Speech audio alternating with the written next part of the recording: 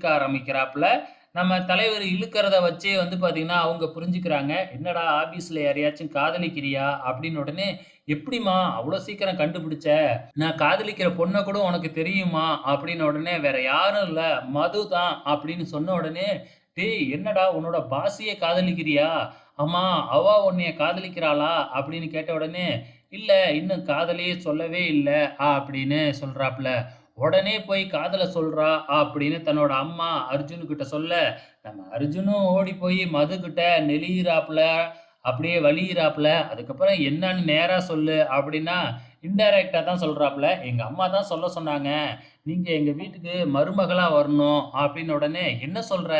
ஆமாங்க, நான் உன்னைய கல்யாணம் பண்ணிக்கணும். அப்படின்னு சொல்லிட்டு காதல சொல்றாப்புல. நம்ம மதுவுக்கு பயங்கரமா கோவம் வருது. வெயிட் பண்ணி பார்க்கலாம் நாளைக்கு என்ன நடக்க போகுதுன்னு.